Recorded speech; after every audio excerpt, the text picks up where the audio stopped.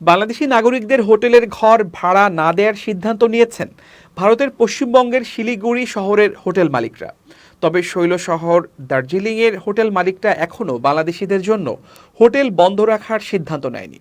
এর আগে ত্রিপুরার রাজধানী আগরতলা এবং পশ্চিমবঙ্গের মালদার হোটেল মালিকরা ঘোষণা করেছিলেন যে বাংলাদেশি নাগরিকদের তারা ঘর ভাড়া দেবেন না, যদিও পরে আগরতলা হোটেল মালিকরা সেই সিদ্ধান্ত প্রত্যাহার করেন। শিলিগুড়ি শহর ও আশপাশের অঞ্চলের হোটেল মালিকদের সংগঠন গ্রেটার শিলিগুড়ি হোটেলিয়ান ওয়েলফেয়ার অ্যাসোসিয়েশনের যুগ্ম সচিব উজ্জ্বল ঘোষ অভিযোগ করে বলেন, ভারত বাংলাদেশের মধ্যে সাম্প্রতিক যে সংঘাতের আবহাওয়া চলছে, বিশেষত ভারতের জাতীয় পতাকাকে অবমাননা এবং বাংলাদেশের নাগরিকদের একাংশের উস্কানিমূলক বক্তব্যের পরিপ্রেক্ষিতে আমরা এমন সিদ্ধান্ত নিয়েছি যে বাংলাদেশের নাগরিকদের আমাদের কোনো হোটেলে থাকতে দেয়া হবে না। শিলিগুড়ি পুলিশ কমিশনারেট এলাকার 180টি হোটেল মালিকদের সংগঠন এটি। তিনি আরও বলেন, শিলিগুড়ি ছাড়াও আমরা কোচবিহার এবং আলিপুর দুয়ারের হোটেল মালিকদের সংগঠনের সাথেও যোগাযোগ করেছি।